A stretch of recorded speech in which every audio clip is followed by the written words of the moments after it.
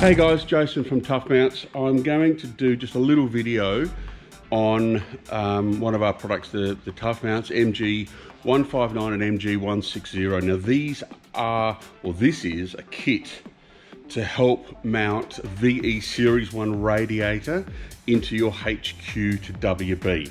Now, by no means is this a direct fit. It's going to suit everything. However, this is a really good starting point.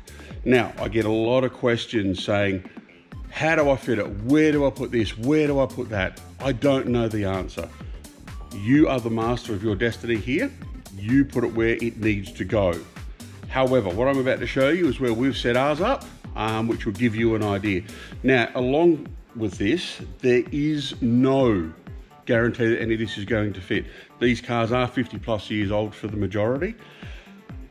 Accidents happen, chassis rails change, things have been bent, and so on and so forth.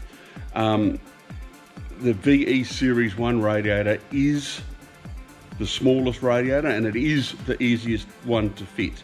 We've done these where we've actually had to notch the chassis rails to get the radiator in between the rails. This particular car, the HQ behind me, we don't have to do anything. We can actually even drop the radiator in from above. So this one has got a really good chassis in it. So it's totally irrelevant as to templating or anything like that, because every car is different. But so as I said, what I'll show you is where we've set ours up and how we've done it.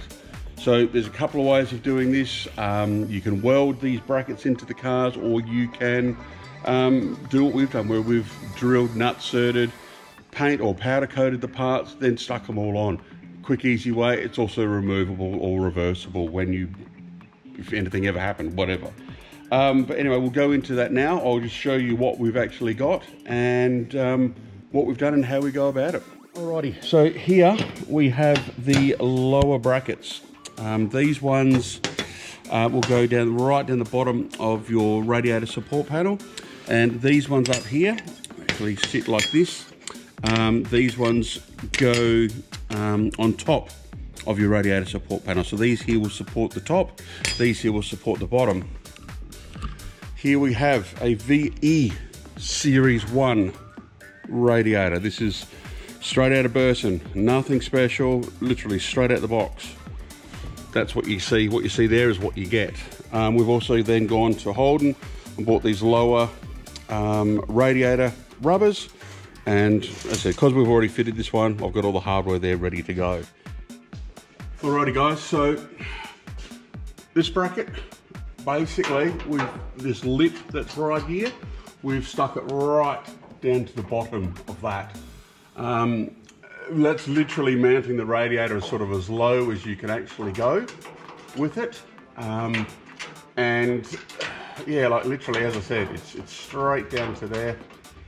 So we've nut-certed, we've drilled nut-certed into this front panel just to make life, look, it really does, it makes life a lot easier.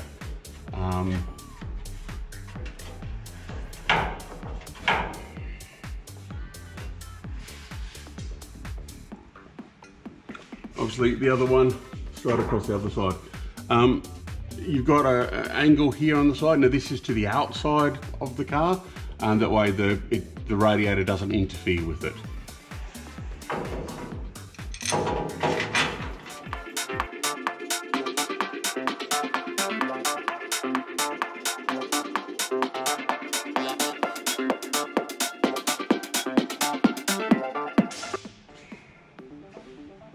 Alright, so now we've got those mounted. We've got the genuine GM rubbers.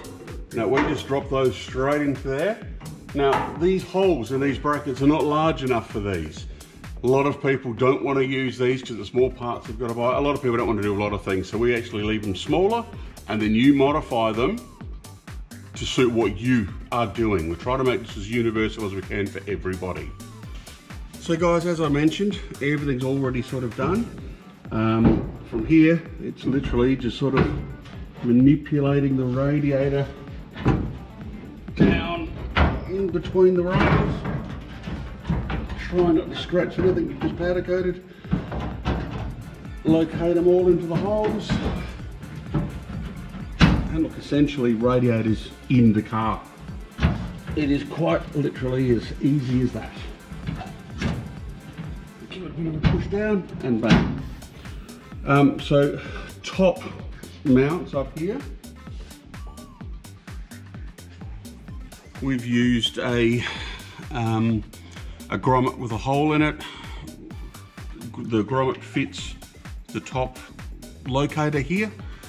We dump that into the top bracket here.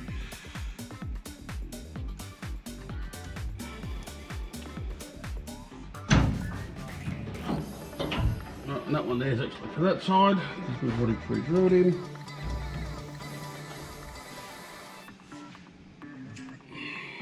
And obviously do the other one as well.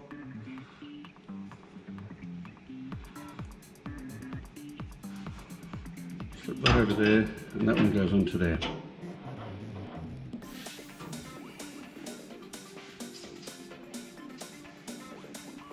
Again, as I said, we've pre-fitted all of this, so this is obviously a lot easier for us because it's all the hard work's already done.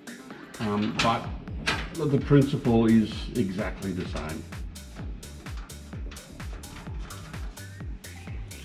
So when you guys come out to do it and you use this method, it's a treat, and it is really this easy because the hard work's already done. And obviously, you know, sort of future wise as well, if you're out in the middle of somewhere doing a drag and drive or just driving it or whatever, and you have an issue, the radiator goes, it's so easy just to swap it out. There's no big dramas or having to wait or anything like that. Your local Burst and Repco will have this radiator. Well, they should at least anyway. All right. So, radiator is now solid. So these are supports, there's still a little bit of movement in it, nothing's under any tension, whole lot still moves. Put some water in it, put some weight in it, and happy days. From here, the VE radiator fans will slip straight in. Well, you do have to notch this edge of the fans just to get them down into here. Otherwise, all your outlets will work with LS1 or VE radiator hoses, and that makes life a lot easier as well. So I hope that really helps you guys. I hope it gets you across the line and at least gives you a basic idea of what's required to use our radiator mounts. I hope it helps. Cheers, guys.